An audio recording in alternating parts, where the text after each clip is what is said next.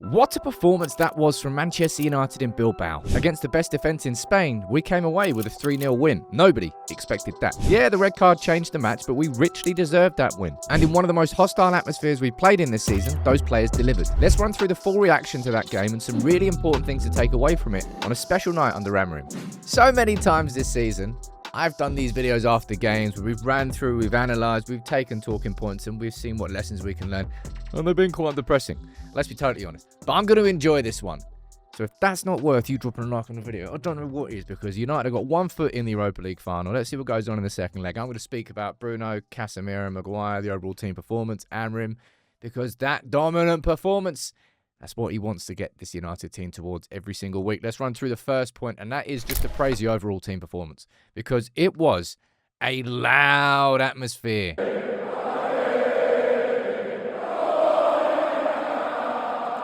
It kind of looked like a final, because I suppose it kind of semi-was for Bilbao, because it was their home stadium, it was their home ground, but United dealt with that atmosphere, and United dominated. Now, of course, the red card helped, but United rode the first 15 minutes, which is what you've got to do away from home, and we stayed in the game. And after that point, we got the first goal. Magical from Maguire. We'll speak about him. Yeah, it was a red card. It was a penalty. I mean, I don't know what you're all fussing about. Did we take advantage of it? You're damn right we did. 70-odd% possession, calm, controlled, didn't overly chase the game, scored 3, hit the bar, hit the post, had other chances, could have been 4, could have been 5. We won 3-0 in our hardest game of the season against Spain's best defence. No one expected that, and that deserves rich praise, because I've criticised this team so hard for mentally collapsing and being fragile. But in that environment, in that situation there, they shone. And they deserve praise for that. Because if you're going to critique individuals or the team, then you have to praise them when they deserve it. And none more so than Casemiro. Because I have absolutely, I've written him off, really. A few months ago, I'd written him off. Just the point in his career and where we were and the amount we were spending on him, it's just, I didn't see how there was any sort of value in it. But Casemiro in these last couple of months has really, I don't know what it is. Let me know in the comments what you think it is. Is it just he's switched something upstairs, or he's just looking a bit fitter and sharper, or the team's playing differently? I don't really know. But Casemiro himself, last night was one of the most important players on that pitch. I would actually argue he was man of the match. He got my man of the match. I know Bruno got it, and you could argue Bruno. I'll speak about Bruno next. But Casemiro was that sort of leader who, so I've been here before, these sort of situations, calm, give me the ball. I've got it. Don't worry. No pressure. Gets the goal as well. And I loved that celebration now that I found out what it's about. Little celebration for his boy. And I'm sure he enjoyed that. But I enjoyed watching Casemiro. And I'm enjoying this sort of, would you call it a renaissance? I don't know the right way to describe it. But I'm enjoying watching his form over the last couple of months. Now, just personally, does that change my position on whether I think Casemiro should go in the summer? It doesn't. Because I think United will be able to invest that wage packet far better. But I'm loving what I'm seeing from Casemiro, and I just hope this continues into the second leg of the semi-final, and hopefully into the final as well, because he's been fantastic.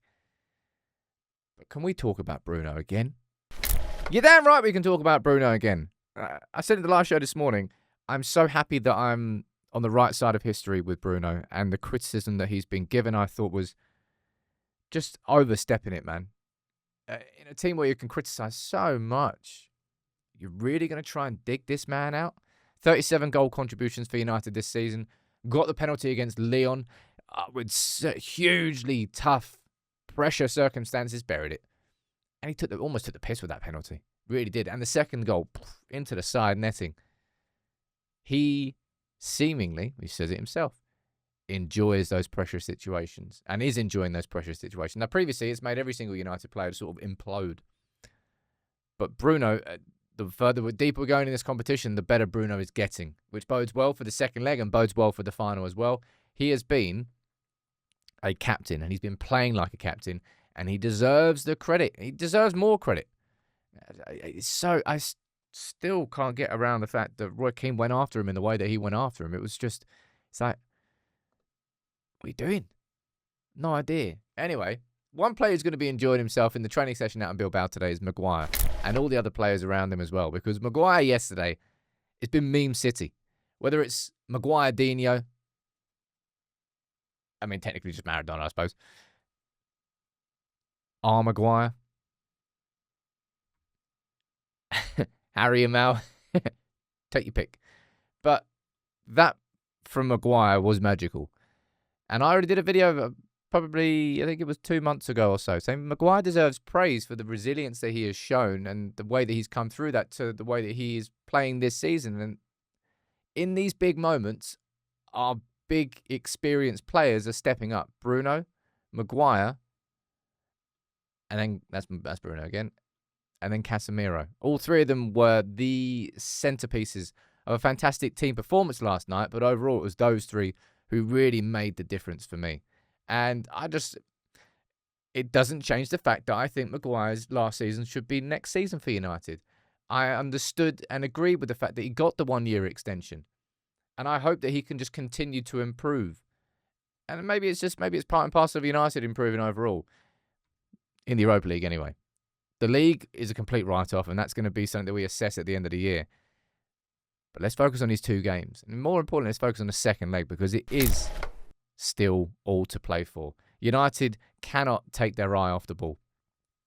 And it's a different sort of conversation. It's a different sort of pressure. Going into that game, it was all about not losing, but we dominated them out of nowhere. No one expected the result. Now, everyone expects United to go through. Now it's about complacency. Now it's about focusing on the game and making sure that the advantage that you've given yourself, you don't lose it. As Bruno says there, we need to understand that they will go there in the first 15, 20 minutes, and it's going to be very, very important to be aware of that. And by that, he means they're going to try and chase that goal in the first 15, 20 to change the atmosphere, because as soon as if hypothetically they got one back in the first 15, boom. Then you're only 1 goal away from being level. Well, you know what I mean. Opposite of that. If you let them get an early goal, they are going to get confidence. Don't let them have confidence. Squeeze them.